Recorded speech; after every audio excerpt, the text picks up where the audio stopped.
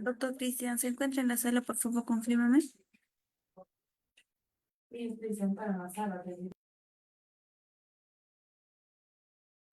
Hola, ¿cómo estás? Sí, estoy en línea.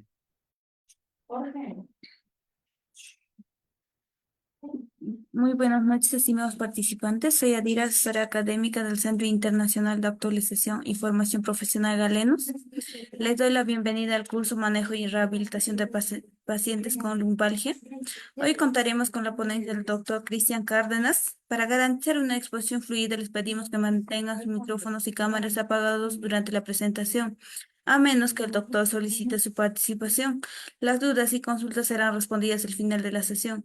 Para los participantes que soliciten la grabación de la clase, el material y el certificado, les dejo mi número en el chat. Ahora le cedo la palabra al doctor Cristian Cárdenas para iniciar su ponencia. Adelante, doctor. Muy buenas noches, Adira. Muchas gracias por la invitación en la noche de hoy. Un agradecimiento especial al Centro Internacional de Capacitación Profesional Público Privado Galenos. Un placer, me presento. Mi nombre es Cristian Cárdenas. Soy suboficial retirado de la Marina de Guerra en Colombia, de la especialidad de Sanidad Naval. Tengo dos carreras en el área de la salud, una en enfermería, otra en radiología, imágenes diagnósticas. Cuento con diplomados y posgrados en el área de medicina táctica, salud operacional, radiología forense, salud pública y docencia y didáctica universitaria. Bien, me interrogo si el audio es bueno. Por favor, ¿me confirmas?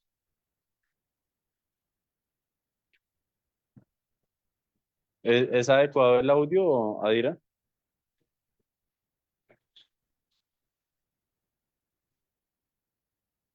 Hola, hola.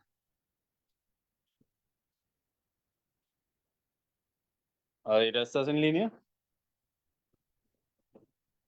Sí, doctor. Hola. Adira, por favor, ¿podrías ayudarme habilitándome el host para poder compartir pantalla, por favor? Sí, doctor, ya está. Vale, gracias.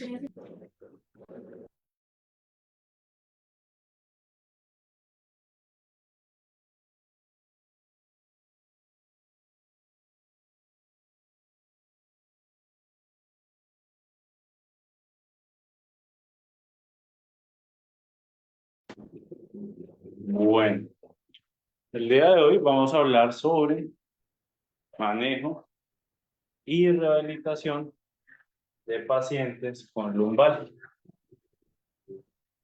Partimos entonces de la definición concreta de lumbalgia. Vamos a entenderla como aquel dolor, como aquel malestar que se va a focalizar concretamente en la zona lumbar. Eso entonces, inicialmente tenemos que tener clara la división, la clasificación de la columna vertebral.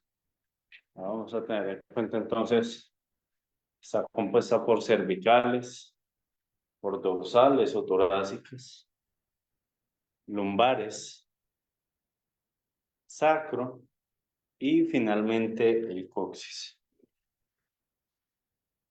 ¿En dónde va a estar localizado este dolor agudo? Exactamente. Entonces, está localizado en el borde inferior de las últimas costillas y el pliegue inferior de la zona glútea, con o sin irradiación hacia una o hacia ambas piernas.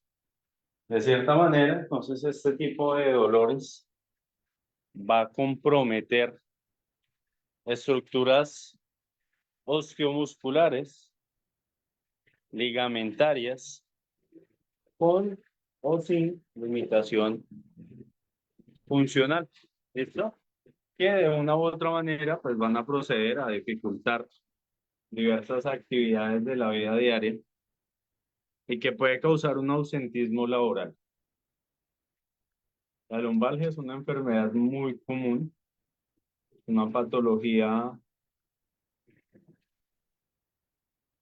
bastante general, que no solamente va a sufrir las personas que de una u otra manera realizan trabajos de fuerza, ¿ya? Sino también aquellas personas en trabajos administrativos que requieren largas jornadas laborales con la misma posición y que no realizan ejercicios de postura.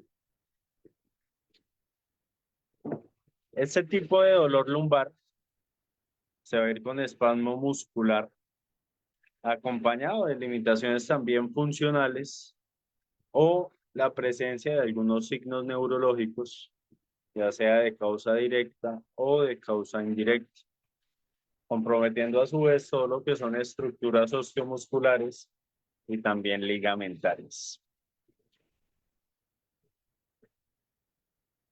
De acuerdo a la epidemiología, entonces es la causa más frecuente de ausentismo laboral.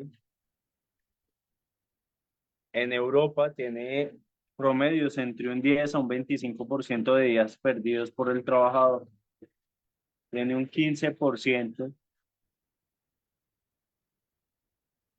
de tiempo, ya que va a obligar a guardar cama, un 22% de incapacidad laboral y la incidencia máxima de 45 años en ambos sexos, así como un problema muy grave de salud que no va a desconocer edades, sexos ni orientación laboral, profesión, vocación u oficio. Dentro de esta mayor presentación, entonces hay una actividad en alumnos alrededor de 14 años con cialgia en por lo menos 1.8%, de lumbalgia, ubicados en un 39% con ataques agudos, el 65% en recuperación en un mes y el 7.8% presenta cronicidad. Hay datos dentro de atletas jóvenes de 5 al 8% por crecimiento rápido, estiramiento muscular, frecuencia del ejercicio, discrepancias de miembros pélvicos, entre otros. Por otro lado,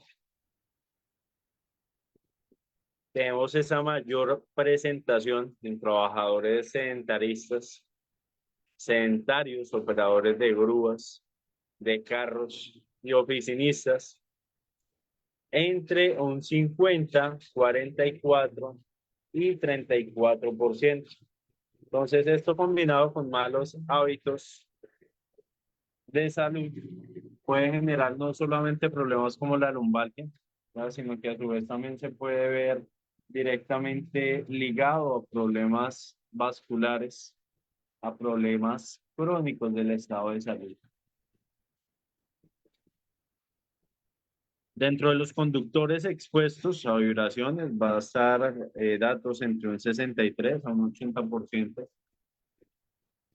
El trabajo industrial farmacéutico, donde por lo menos el 66.3% de la mayoría de personas pues, va a laborar en paquetería, enfermeras en un estudio de 25 años. El 77.9% por levantar objetos pesados, entre otros. La fuente o el origen anatómico del dolor lumbar va a partir a través de qué? A través de esos nociceptores, los cuales son sensores neuronales que van a tener entonces como fin el hecho de poder provocar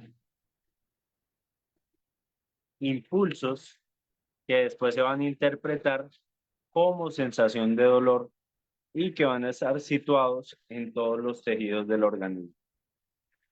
Con respecto a la columna vertebral, entonces se van a poder encontrar en los discos intervertebrales.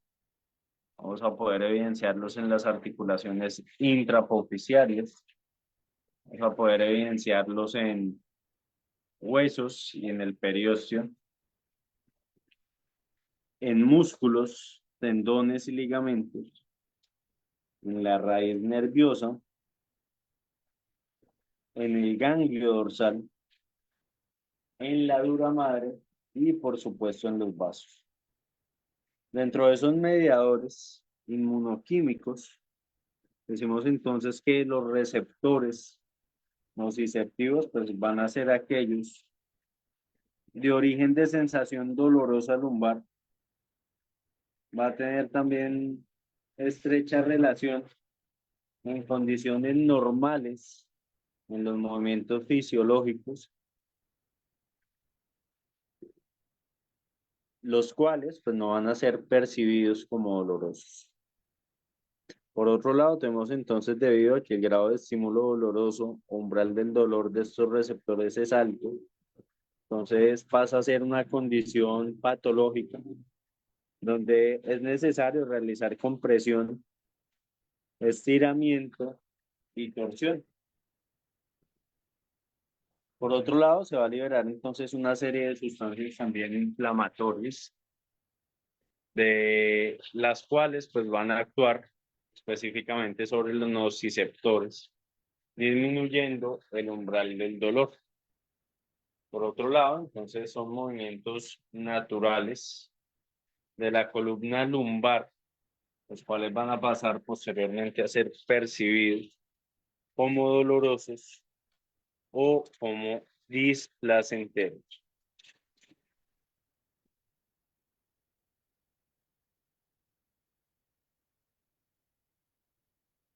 Esto nos va a permitir entonces poder clasificarlo de la siguiente manera. Decimos entonces que de acuerdo al tipo de evolución pueden ser agudos, los cuales son menores a 6 semanas. Pueden ser subagudos, los cuales van a estar en un promedio entre 6 a 3 meses. Crónicos son dolores mayores de 3 meses. Recurrentes, los cuales van a ser en aquellos pacientes antecedentes de lumbalgia. De acuerdo a la etiología, también vamos a clasificarlo entonces de acuerdo a mecánico y a no mecánico. En el mecánico, pues vamos a hablar puntualmente de lo somático y de radicular. Y en el no mecánico, específicamente de el inflamatorio y el referido. Dentro de ese dolor lumbar, entonces vamos a poder clasificarlo en no mecánico, en no mecánico. Dentro del no mecánico, entonces tenemos aspectos inflamatorios y referidos. Y en el mecánico tenemos entonces la clasificación de simple y de radicular.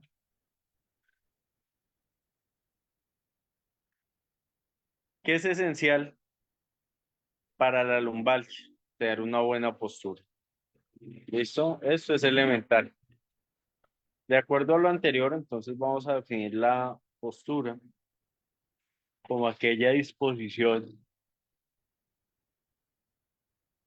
dentro de la cual el cuerpo en cualquier momento determinado va a ser un conjunto de diferentes posiciones de las articulaciones en este momento.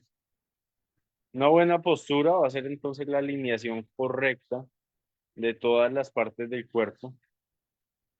De acuerdo a ello, pues hay una máxima eficiencia fisiológica y también biomecánica.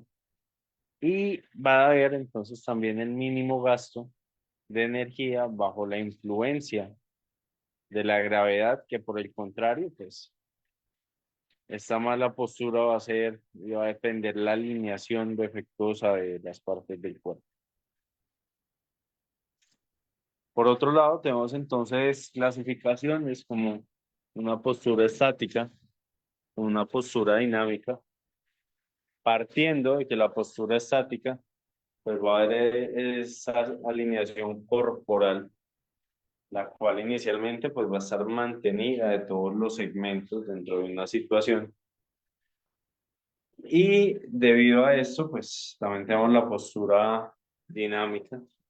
Esta va a ser la actitud corporal de los segmentos adoptados durante el movimiento, ya sea actividad cotidiana, caminar, correr, entre otros.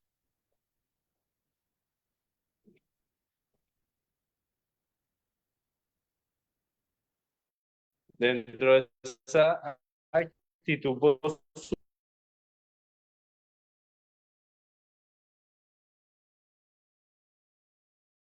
un conjunto de posturas en un momento determinado. Esa actitud postural puede relacionarse también con el equilibrio muscular. Y no menos importante, entonces se va a tener presente una serie de principios. Principios como qué, como por ejemplo el alineamiento incorrecto, ¿verdad? El cual a su vez lo que va a hacer es poder originar estrés y tensión muscular articular. Y esto va a estar ligado al ligamentario y al óseo. Por otro lado, y no menos importante, entonces tenemos el muscular articular, tenemos la valoración de las posiciones articulares, lo cual nos va a indicar, ¿verdad?, que dichos músculos se van a encontrar elongados y acortados. Tenemos la debilidad muscular debido a la separación y el acortamiento muscular también debido a la unión.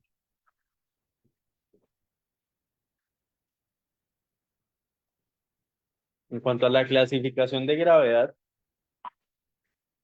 decimos que el centro de gravedad en niños va a ser en T12, la torácica 12, y en adultos en la sacra 2. Ese línea de gravedad intersección ya de dichos planos corporales van a estar intermedios de manera sagital y de manera coronal. Esto a su vez pues va a tener una línea de plomada, la cual va a representar una serie de ejes de referencia, donde se va a sostener pues una plomada para que se pueda mantener vertical, sostenida o en punto fijo. ¿Qué factores pueden afectar la postura? Entonces, factores tales como los hereditarios, factores tales como los congénitos, ya también conocido como la enfermedad de Schurenman, entonces la escoliosis congénita, ya con luxaciones congénitas también de cadera, y adquiridas a través de qué? De malas posturas. Dentro de la evaluación de la postura bípeda, es decir, de pie, se va entonces a detallar en un lugar que sea privado, en un lugar donde el paciente se vaya a sentir cómodo para estar lo más ligero posible de ropa. Debe contar con una excelente ventilación, iluminación, la plomada, cuadrícula, marcadores y formato. Entonces, dentro de la generalidad de esa columna, entonces, decimos que tiene 7 cervicales, 12 pares de dorsales o de costillas torácicas, las lumbares, ya las cuales van a ser 5, ya, pero pueden variar hasta de 4 a 6. Tenemos las sacras, que son 5 y pueden variar entre 4 y 6.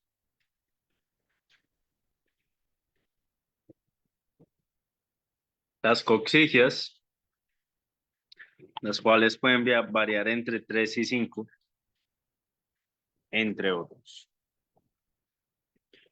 De acuerdo a la definición, entonces nos vamos a fijar de esa desviación lateral de la columna vertebral, la cual va a tener asociada una rotación de cuerpos vertebrales. Esa desviación lateral debe tener una magnitud mínima de por lo menos unos 10 grados y debe tener entonces ligadas también una serie de diversas etiologías, siendo la escoliosis idiopática la más frecuente en por lo menos un 85%.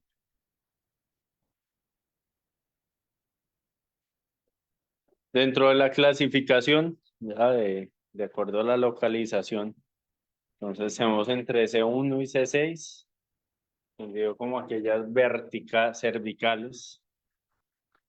Tenemos la cervicodorsal, las cuales se comprenden entre C7 y D1. Tenemos las dorsales, que se comprenden entre D2 y D12.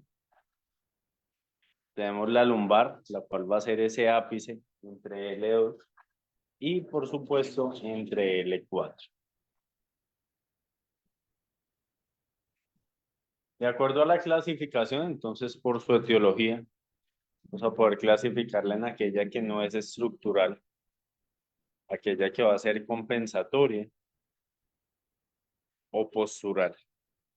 Y tenemos otra clasificación, la cual la demarcan estructural y de acuerdo a la lateralidad. Entonces, de acuerdo a la estructural, vamos a clasificarla en neuromuscular, congénita e idiopática, las cuales a su vez se van a clasificar en idiopática infantil, juvenil y adolescente. Entonces, en la infantil va a comprender edades entre los 0 a los 2 años, las juveniles entre 3 a 9 años, las adolescentes entre 10 años al final de la madurez esquelética, entre otros. Finalmente, entonces tenemos una clasificación de acuerdo a la lateralidad. De allí vamos a tener claro entonces, dependiendo del lado en el que se va a dirigir la convexidad de la curva. Y vamos a clasificarlo en aquella izquierda y en aquella derecha.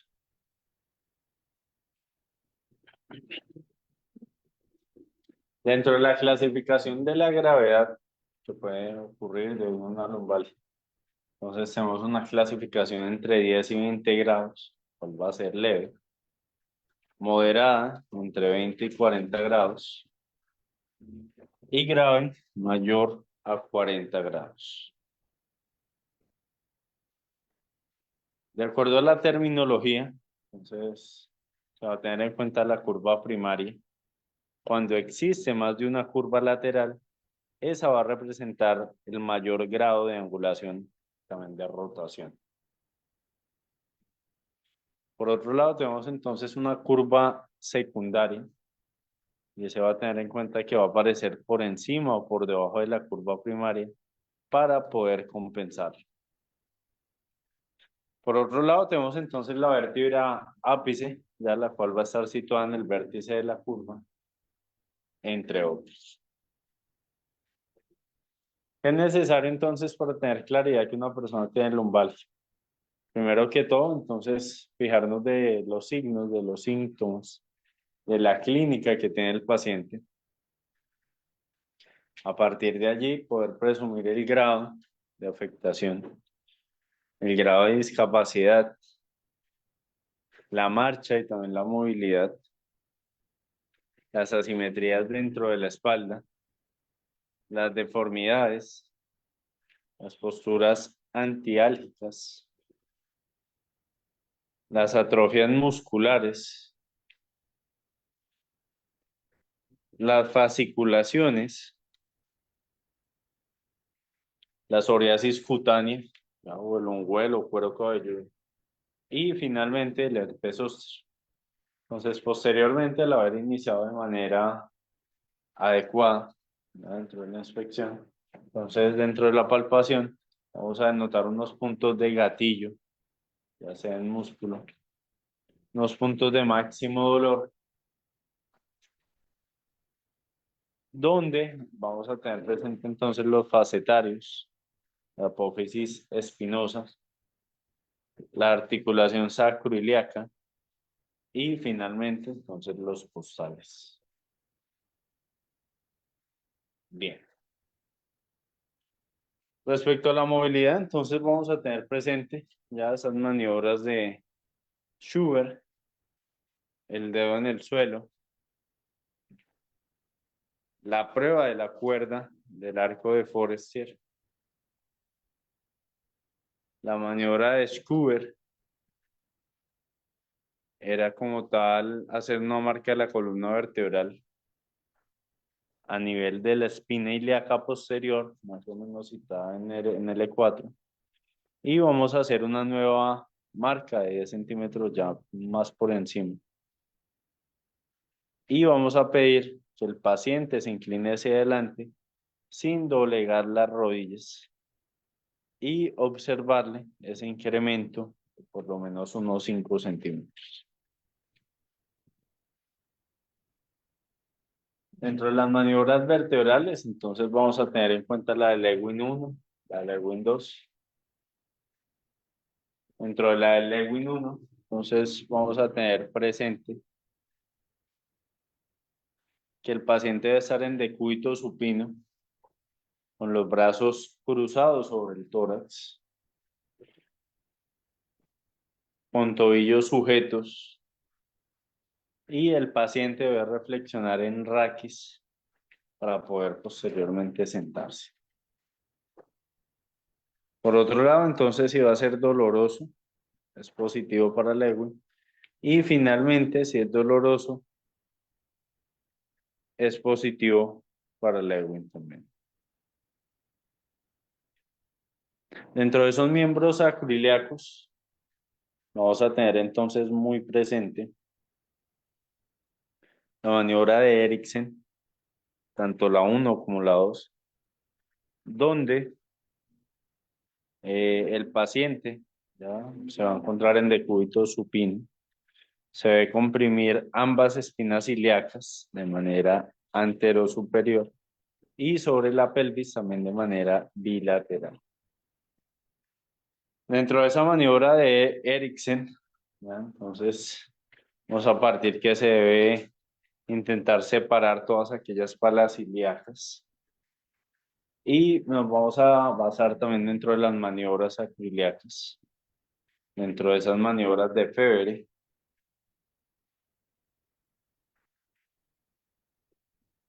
la cual va a diferenciar esa patología lumbar de aquella que pasa a ser sacroiliaca.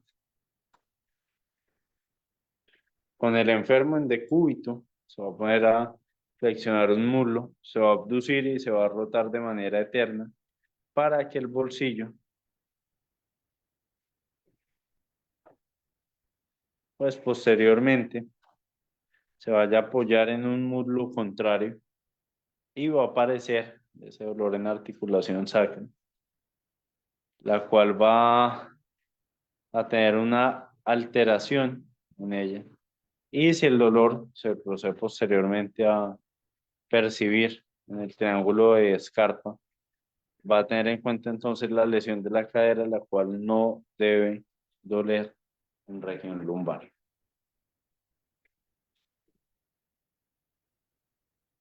Dentro de esa exploración neurológica, entonces, vamos a basarnos en aquella fuerza de sensibilidad ROT. Vamos a basarnos también en los reflejos superficiales,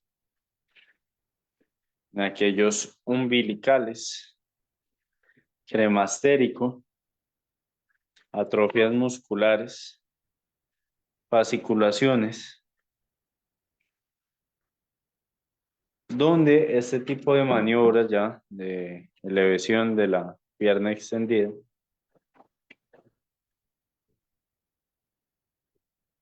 se va a recomendar dentro de la exploración lumbociática en adultos jóvenes y en mayores también que pueden ser normal. ¿Por qué? Porque el hecho entonces no es tratar la enfermedad cuando ya esté desarrollada en un 100%, sino que en ese orden de ideas, ya lo que vamos a realizar dentro del abordaje con los pacientes y esta exploración neurológica, pues va a ser un trabajo multidisciplinar, ¿ya? Donde haya muy buena coordinación, ¿ya? Y coeficiencia entre todos. Estas maniobras con elevación de la pierna extendida se van a recomendar posteriormente en exploración lumbociática en adultos jóvenes y en mayores pues pueden ser normal debido a la equivalencia B. Por otro lado, y no menos importante, tenemos entonces el signo de la C, ¿ya? Donde el paciente se va a encontrar en decúbito supino y el examinador se va a levantar, ¿ya? Posteriormente donde se encontraba, levanta entonces la pierna del paciente, manteniéndola totalmente extendida y se va a tener entonces muy en cuenta una variación donde se va a levantar la pierna mientras el paciente se encuentra sentado Sin embargo, pues posteriormente puede reducir la sensibilidad del test. Dentro de esa sensibilidad, entonces tenemos un 90%, tenemos una especificidad de por lo menos un 26%. Si se levanta entonces la pierna opuesta va a producir dolor, una sensibilidad de por lo menos un 29% y una especificidad de 28%. Dentro de esta exploración neurológica, entonces importante siempre que se realice la maniobra de la SAGEC posterior, donde ya el paciente, pues por su parte, se va a encontrar en decúbitos prono y se va a producir una hiperextensión, donde con esa flexión también pues va a ser orientada directamente a la rodilla, lo cual pues va a ser positivo. Poder aparecer el dolor en la cara anterior del muslo, radioculopatía. Por otro lado, tenemos entonces la maniobra de Milgram. Allí vamos a tener presente entonces que el paciente tiene que mantener las extremidades inferiores levantadas, con por lo menos lo que son las rodillas extendidas durante más de 30 segundos. Y si el paciente lo tolera, se puede descartar sobre la herencia discal. Dentro de esta exploración neurológica, entonces, vamos a llevar a cabo procedimientos como las maniobras de Bragar, las maniobras de Keimin y las maniobras de Neri reforzado. Dentro de esta exploración neurológica, entonces vamos a tener en cuenta esa reflexión dorsal del primer dedo y del pie, donde pues por su parte la pérdida de fuerza, pues lo que va a hacer es sugerirme una serie de afecciones entre L5 y el equivalente a poder caminar en tacones. Dentro de esa flexión plantar del pie, entonces podemos traer a colación la pérdida de fuerza, lo que va a indicar afectaciones en S1, equivalencia a caminar de puntillas, entre otros. La lumbalgia, entonces vamos a clasificarla de forma evolutiva, de acuerdo a la función de la irradiación, y en clasificación segunda causa. De acuerdo a la causa, entonces podemos definirla entre un color inespecífico.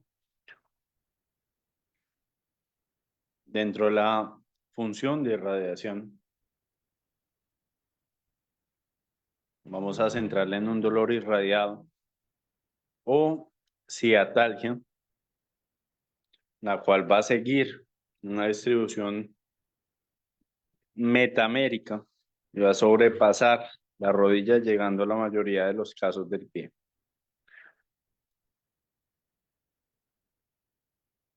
Por otro lado, tenemos ese dolor referido,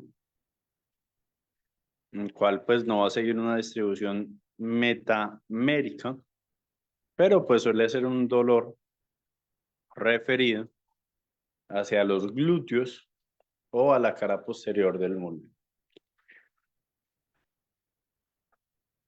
Por otro lado, tenemos entonces, de acuerdo a la causa, allí vamos a clasificarla en dolor inespecífico y en dolor específico hacia un proceso.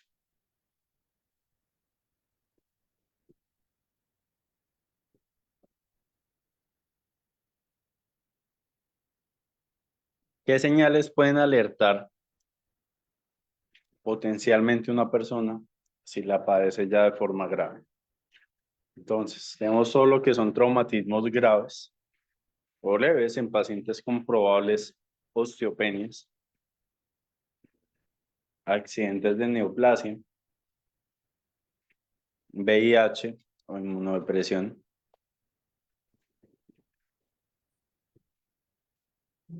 Por otro lado, el de síndrome constitucional asociado, tratamientos prolongados con corticoides,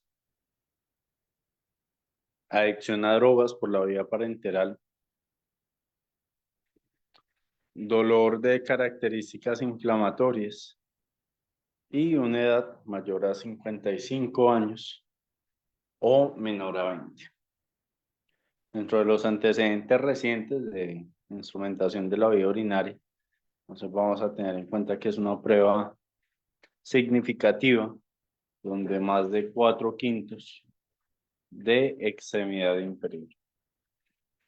Por otro lado, tenemos entonces la sospecha del síndrome de cola de caballo, el cual va a llevar consigo una paresia bilateral, a causar una anestesia en silla de montar y una incontinencia de esfínteres.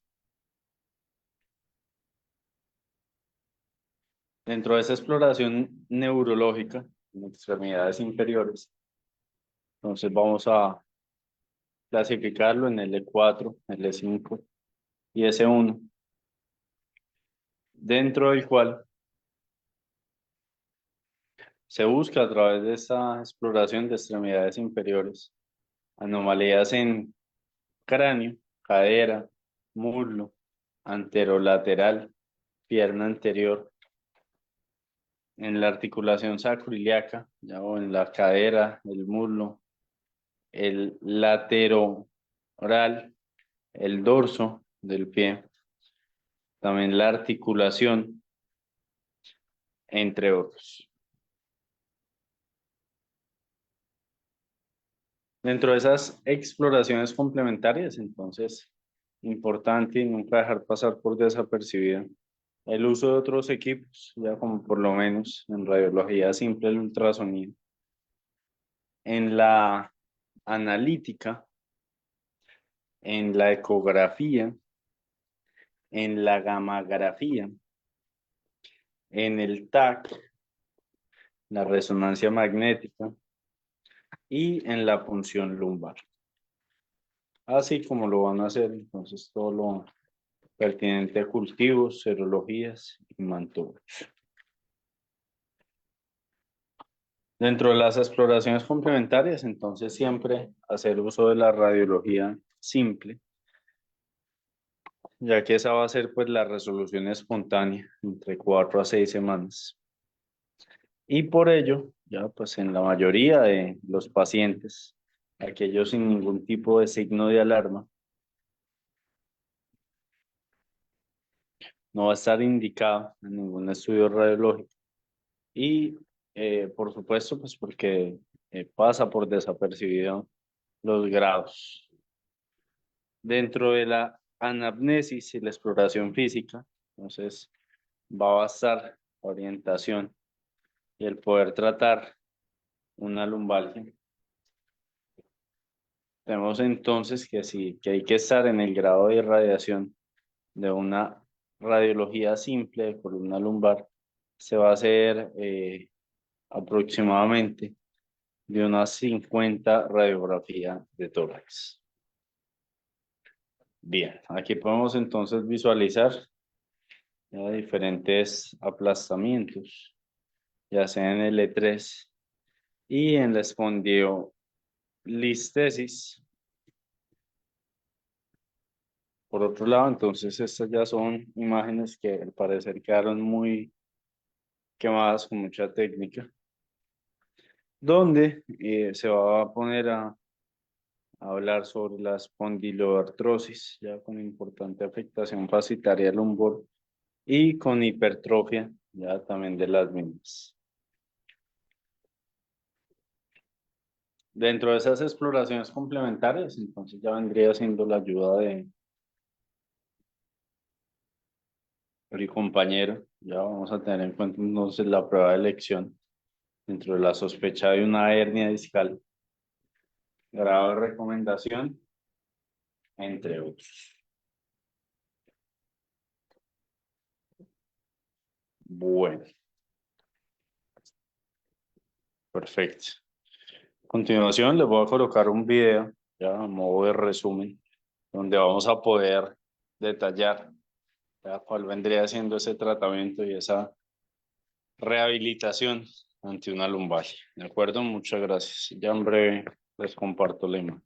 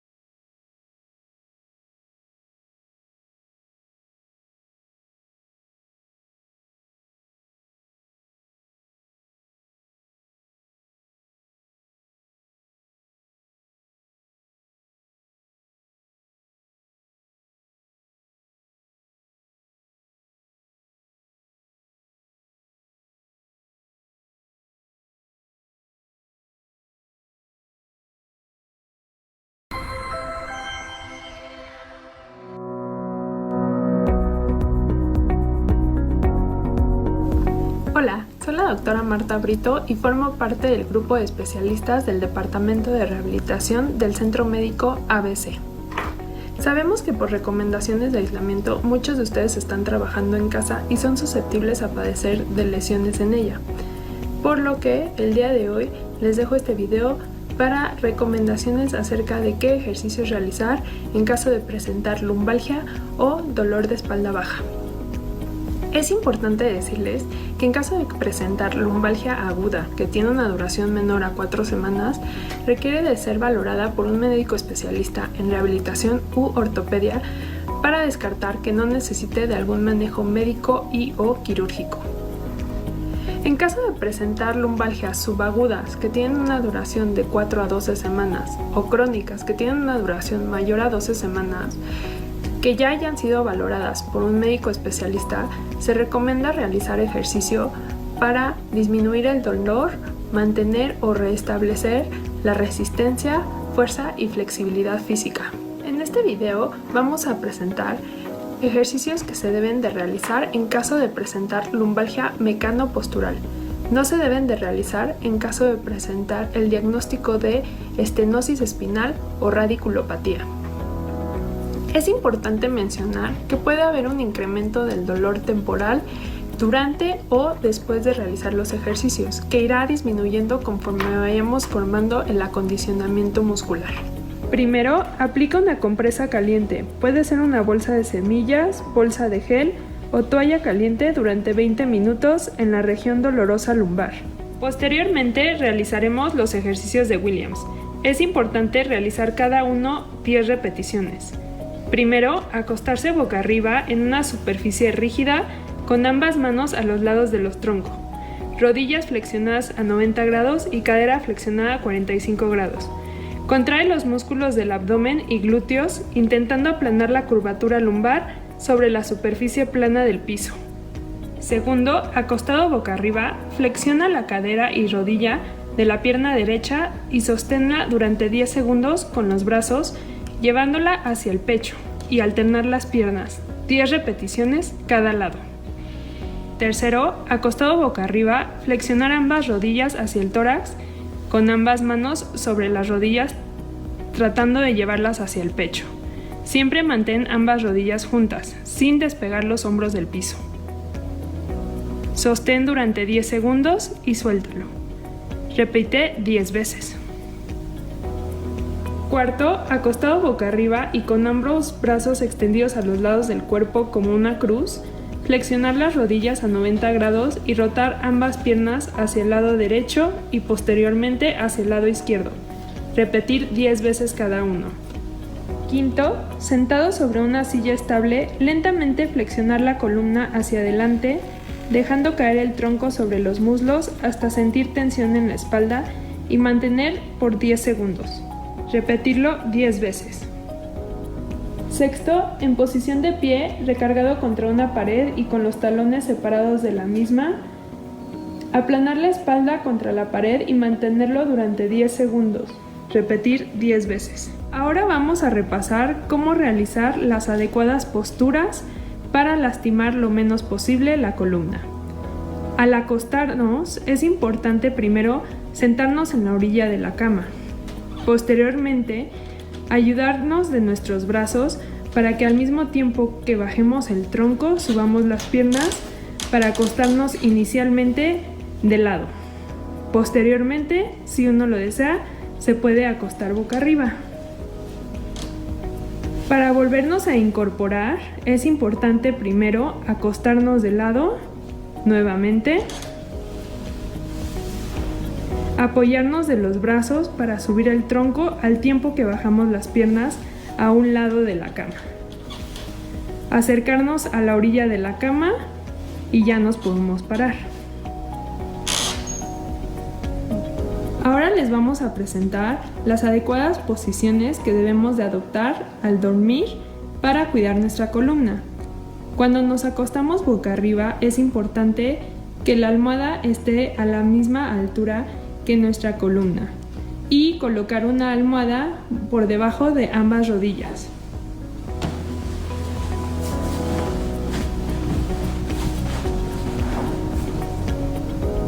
Si nos acostamos de lado, es importante que la almohada tenga la misma altura que nuestro.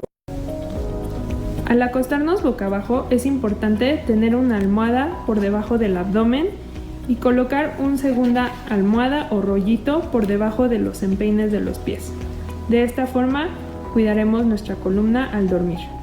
El Departamento de Medicina Física y Rehabilitación espera que este video les haya sido de utilidad y que en estos momentos difíciles encuentren la solución a una lesión que pueda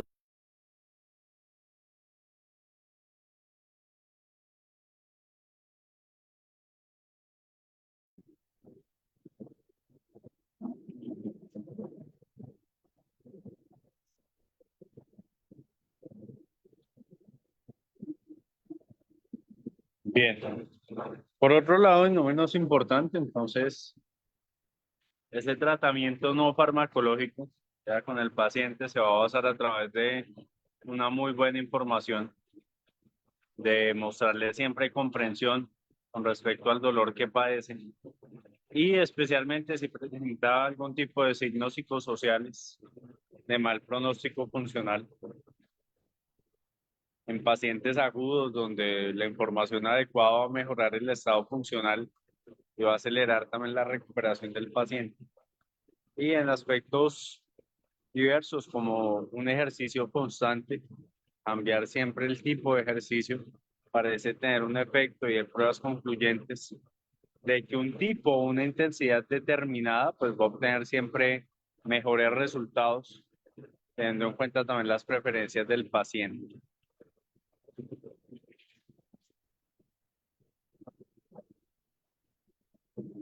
Por otro lado, no menos importante, entonces hay que tener también esas limitaciones. Y es ese tratamiento quirúrgico que se puede recibir, donde las indicaciones pues van a ser un déficit neurológico significativo y de manera comprensiva. Un dolor radicular agudo, cual va a ser insoportable y con dolor en otro tipo de tratamientos. Críticas de más de 6 semanas de evolución. Disectomía estándar, donde va a ser superior a las microdisectomías. Únicamente que pues como variable va a tener una gran recomendación.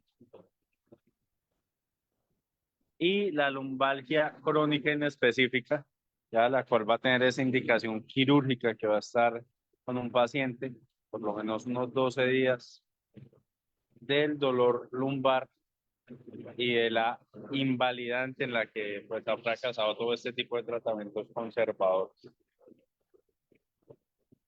Finalmente, y no menos importante, entonces, tener claro que para una adecuada rehabilitación, para un tratamiento óptimo, pues todo hay que realizarlo de manera ascendente, ya de manera algorítmica, siempre quemando cada una de las opciones más viables, hasta dejar aquellos tratamientos quirúrgicos y de difícil solución, entre otros. Finalmente, entonces termino con esta frase, ¿verdad?, célebre, donde del médico y del profesional en salud se va a esperar tacto, simpatía y comprensión, ya que el paciente pues no es una simple colección de síntomas, signos y alteraciones funcionales, órganos lesionados y emociones perturbadas. Él es un ser humano temeroso, lleno de esperanzas, que va a buscar alivio, ayuda y restablecimiento. Para el médico, como para el antropólogo, nada humano va a ser extraño o repulsivo. El misántropo muy seguramente puede convertirse en un astuto diagnosticador de enfermedades, pero difícilmente podrá tener éxito en el campo de la salud. El verdadero se interesa en el prudente y en el fatuo, en el orgulloso y en el humilde, en el héroe estoico y en el mañoso quejumbroso. Una persona que siempre trabaja por la gente y para la gente. Muchas gracias.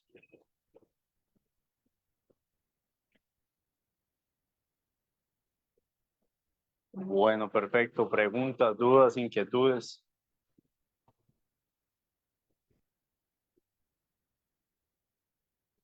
Es importante tener en cuenta que posteriormente se va a enviar el material, ¿ya?, con cada uno de los diferentes asesores y canales de comunicación donde ustedes realizaron conexión directa, ¿ya?, con el personal administrativo. Ellos les harán llegar los respectivos certificados y el material de apoyo. Sin más que agregar, y al no tener preguntas específicas, ya no me queda más que desearles una excelente noche a cada uno de ustedes, enviándoles un fuerte abrazo desde su país hermano, desde Colombia, deseándoles a todos éxitos, buen viento y buena mar. Muchas gracias.